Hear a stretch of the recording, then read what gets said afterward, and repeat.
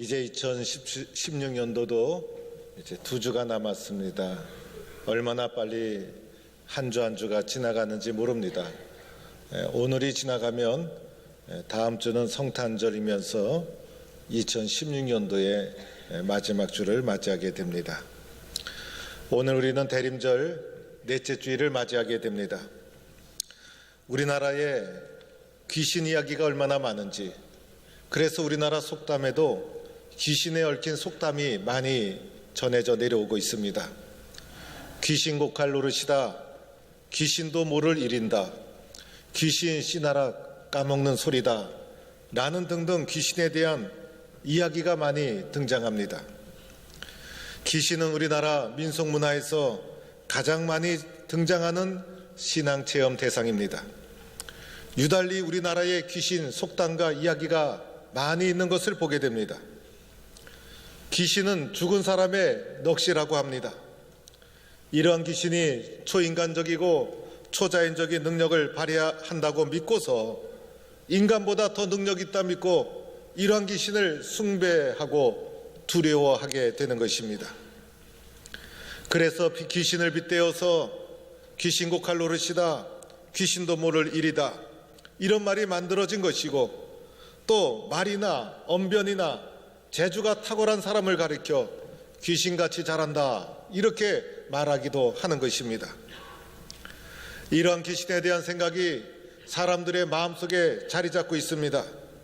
우리나라 곳곳에 귀신에 대한 얽히고 설킨 이야기가 많이 전해져 내려옵니다. 일본의 귀신의 숫자가 자그마치 800만 개에 이른다고 합니다. 힌두교, 불교, 범신론적인 세계관을 가지고 있는 종교들을 살펴보면 수만 가지 신들이 존재하고 있는 것을 보게 됩니다. 귀신이 멀쩡한 사람을 지배하고 있다는 것입니다. 그런데 한번 생각해 보세요. 귀신을 본 사람이 있습니까? 보지도 못하고 알 수도 없는 귀신을 숭배하는 것이야말로 정말 귀신 고칼 노릇이 아닌가 생각이 드는 것입니다. 그러나 우리가 믿는 기독교, 가장 탁월하고 가장 특이하고 가장 인간적인 신간을 가지고 있습니다. 그분은 바로 창조주 하나님, 우리는 창조주 하나님을 믿고 있다는 것입니다. 우리는 유일하신 한 분 창조주 하나님을 믿고 있습니다. 복잡하게 여러 가지 것들에 신경 쓸 필요가 없습니다. 딱 하나 한 분 여호와 하나님만 알면 되는 것입니다. 여러 가지 다양하게 이것저것 다 구비할 필요가 없다는 것입니다. 명품 하나만 있으면 다른 것이 보이지 않는 것이에요. 그래서 한 분이신 하나님만 유일한 분으로 믿고 있다는 것입니다. 그런데 오늘 말씀해 보니 놀라운 사건이 기록되어 있습니다. 이렇게 유일하시고 전능하시고 창조주 되신 그분이 육신의 몸을 입고 이 땅에 오셨다는 것입니다. 놀라운 사건입니다. 신비한 사건입니다. 그분이 바로 우리에게 오신 예수 그리스도가 되신 것입니다. 오늘 말씀에 예수님의 오심에 대해서 성경이 이렇게 증거하고 있습니다. 첫째로 그분은 다윗의 자손으로 이 땅에 오셨다는 것입니다. 마태복음 1장 1절에서 16절까지 예수님의 족보가 자세히 기록되어 있어요. 아브라함으로부터 다윗을 통해서 요셉의 아들로 이 땅에 태어났다는 것입니다. 예수님은 허황된 분이 아니라 구체적인 실제적인 인간의 혈통을 통해서 이 땅에 태어나신 분이라는 것입니다. 예수님은 역사 속에 오셨다는 것이에요. 우리가 믿는 예수님은 실제적이고 구체적이고 역사적인 존재였다는 것을 말해주고 있다는 것입니다. 둘째로 예수님은 예언의 성취자로 이 땅에 오셨다는 것입니다. 오늘 22절 말씀에 이 모든 일이 된 것은 주께서 선지자로 하신 말씀을 이루려 하심이라. 예수님이 오신 것 우연히 갑자기 오신 것이 아니라는 거예요. 하나님께서 선지자를 통해서 예언한 대로, 말씀대로 예수님이 이 땅에 오셨다는 것을 말해주고 있는 것입니다. 말씀으로 세상을 창조하신 하나님, 말씀하신 대로 예언된 대로 예수님을 이 땅에 보내주신 예수님의 오심은 말씀대로 이루어진 것이라는 겁니다. 세 번째로 예수님은 성령으로 잉태되어 오셨다는 것입니다. 오늘 18절 말씀, 성령으로 잉태된 것이 나타나더니 20절 말씀, 주의 사자가 요셉아 내 아내 마리아 데려오기를 무서워하지 말라, 그에게 잉태된 자는 성령으로 된 것이라. 23절, 보라 처녀가 잉태하여 아들을 낳을 것이요, 예수님의 오심은 성령으로 잉태된 것이다. 성경은 이렇게 말해주고 있는 것입니다. 예수님은 인간으로 오셨지만은 죄성이 흐르는 인간의 혈육을 통해 온 것이 아니라 성령으로 잉태된 죄 없으신 분이다. 예수님의 오심이 성령으로 잉태되어 이 땅에 오신 죄 없는 분이시다라는 것을 말해주고 있는 것입니다. 이렇게 우리가 믿는 유일하신 창조주 하나님, 그분이 놀랍게도 인간의 몸을 입으시고 예수님으로 우리에게 오셨습니다. 이것을 가리켜 성육신 하셨다, 이렇게 표현합니다. 성육신 하셨다. 이 성육신의 정신이 몇 가지가 있어요. 첫째는 자기를 비우지 않고는 성육신할 수가 없는 거예요. 그래서 하나님은 완전히 자신을 비웠던 겁니다. 성육신하기 위해서 자기 자신을 비우지 않으면 안 되는 것이에요. 높고 높은 자리를 마다하시고 하나님과 동등됨을 취하지 아니하시고 완전히 자기를 비워서 우리에게 내려오셨다는 것입니다. 성육신의 정신 두 번째는 겸손히 낮아지셨다는 거예요. 예수님은 높고 높은 하늘을 마다하시고 낮고 천한 곳으로 내려오셨어요. 겸손히 낮아지셨어요. 높은 곳을 마다하시고 가장 아래로 내려오셨던 것이 성육신의 정신.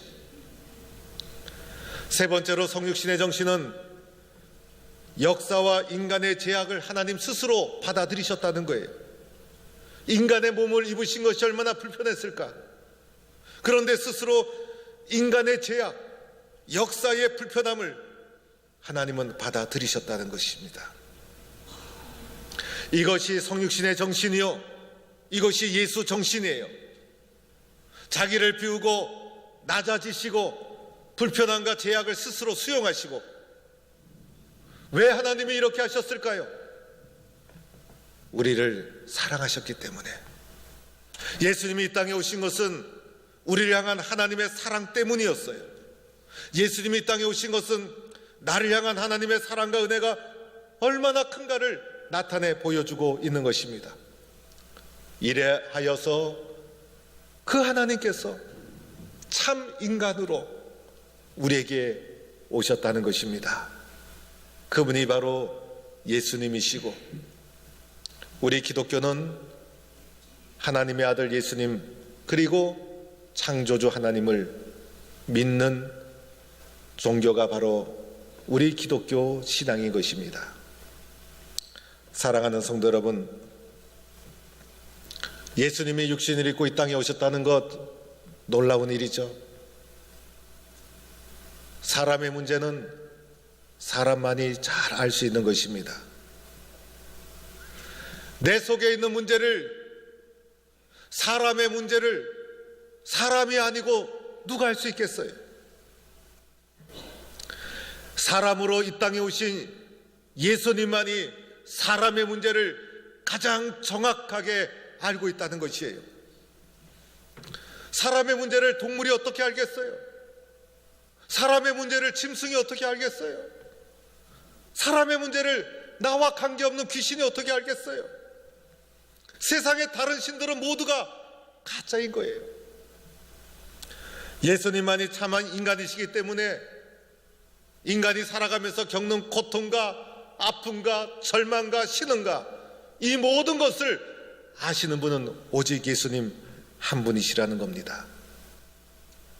참인간으로 오신 예수님만이 내가 인생을 살면서 얼마나 힘든지, 내 마음속에 뭐가 있는지, 내 문제가 무엇인지, 내가 얼마나 심각한지, 내가 어떻게 살고 싶은지, 내 속에 있는 아픔과 소망과 절망과 느낌과 생각을 참인간으로 오신 예수님만이 다 아신다는 것이, 다 아시기 때문에 예수님만이 나를 진짜 위로해 줄 수 있고, 예수님만이 나를 상담해 줄 수 있고, 예수님만이 나를 격려해 줄 수 있고, 예수님만이 나를 위로해 주실 수 있고, 더 나아가 예수님만이 나를 하나님의 창조의 본래 모습으로 회복시킬 수 있고, 그래서 오늘 예수님이 이 땅에 오신 이유를 21절에 말씀하고 있죠. 그가 자기 백성을 그들의 죄에서 구원할 자이심이라. 우리를 죄로부터 구원해 주시고, 우리를 회복시켜 주시고, 우리의 문제를 해결해 주시기 위해서 이 땅에 오신 분이 내가 믿는 예수 그리스도이신 줄로 믿습니다. 우리가 믿는 하나님, 임마누엘의 하나님이십니다. 임마누엘, 하나님이 우리와 함께 하신다라는 뜻을 가지고 있습니다. 우리 교회 입구에다가 돌을 세우고 거기다 임마누엘 지워지지 않도록 굵은 글씨로 새겨 놓았어요. 어떤 분들은 우리 교회가 교회 이름이 임마누엘인 줄 알아요. 우리 교회는 하나님이 함께 하시는 교회, 하나님이 함께 하심을 증거하는 교회, 하나님이 함께 하심을 늘 고백하는 교회, 하나님이 우리에게 오신 것, 임마누엘의 하나님으로 우리에게 오셨다는 거예요. 우리를 외면하시 아니하시고 너무나 사랑하셔서 우리 가운데 오셔서 우리의 문제와 우리의 삶을 짊어지시고 해결해야 하기 위해서 우리 가운데 오신 임마누엘의 하나님. 다가오는 성탄절은 우리들에게 주님이 이렇게 말씀하고 있는 것입니다. 나는 너와 함께하는 임마누엘의 하나님이시다. 나와 관계없는 세상의 허탄한 것을 숭배하며 살아가는 사람, 얼마나 불쌍한 사람입니까? 내가 믿는 하나님은 육신의 몸을 입고 오셔서 나와 관계를 맺으시고 내 문제를 누구보다도 잘 아시고 나를 회복시켜 주시기 위해서 십자가 지시고 오늘도 위로해 주시고 격려해 주시고 힘을 주시는 분이 내가 믿는 성육신하신 예수 그리스도, 살아계신 야훼 하나님이신 줄로 믿습니다. 저는 내가 하나님을 믿고 예수님을 알고 있다는 것이 얼마나 감사한지 몰라요. 특별히 힘들고 어려울 때마다 예수님이 없었더라면 내가 어떻게 살았을까? 예수님이 없었더라면 이 문제를 어떻게 해결했을까? 내가 얼마나 어둠 속에서 소망 없이 살아갔었을까? 예수님을 믿는다는 것 자체가 신비한 거예요. 어쩌다가 나에게 성령께서 도와주셔서 믿음을 주시고 어쩌다가 이렇게 예수를 그리스도로 고백하는 자가 되었을까? 예수님이 없었더라면 내 인생이 어떻게 되었을까? 우리 인생의 가장 행복한 것은 내가 바로 예수를 믿고 있다는 사실입니다. 오늘 우리는 성찬에 나가게 됩니다. 성찬이 얼마나 중요한지 모릅니다. 얀 후스라는 종교개혁자는요, 캐톨릭에서 성찬을 불완전하게 행하는 것을 보고 성경 말씀에 근거해서 항의를 했어요. 사제들이 떡은 성도들에게 주지만은 잔을 사제 혼자 다 마셨어요. 그래서 잔도 놔두는 것이 성만찬의 정신이다. 그래서 떡과 잔을 함께 받은 것도요, 종교개혁 이후의 사건이에요. 얀 후스를 상징하는 깃발에요, 성만찬의 그 잔 그림 하나 딱 있어요. 성만찬을 원상으로 회복하기 위해서 얀 후스가 생명을 걸고 투쟁했던 거예요. 우리 개신교회는 성찬에 대한 여러 가지 신학적인 이해가 있어요. 기념설도 있고 임재설도 있고 공제설도 있어요. 그러나 성찬을 받는 나의 입장에서는, 성찬을 대하는 나의 입장에서는 여러 가지 이해의 차원을 넘어서 내가 성찬의 떡과 잔을 받는 그 순간, 내가 받는 떡이 작은 떡이지만은 이 떡은 나를 위해서 지키신 주님의 살입니다라는 고백과 믿음을 가지고 받아야 합니다. 잔을 마실 때도 작은 잔이지만은 이 잔은 나를 위해서 흘리신 주님의 피입니다라는 고백을 가지고 받아야 합니다. 그래서 떡과 잔을 받을 때 소홀히 여기지 마시고 잠시 묵상하시고, 주님이 떡과 잔을 통해서 이 땅에 성육신하시고 나를 사랑하셔서 아낌없이 나에게 모든 것을 내어주신 주님의 사랑을 느끼고 체험하고 보고 경험하게 해주세요. 신앙의 고백 속에 떡과 잔을 받아야 합니다. 그리하여 성찬의 감격과 은혜가 성도들의 삶 속에 넘치기를 주의 이름으로 축원합니다.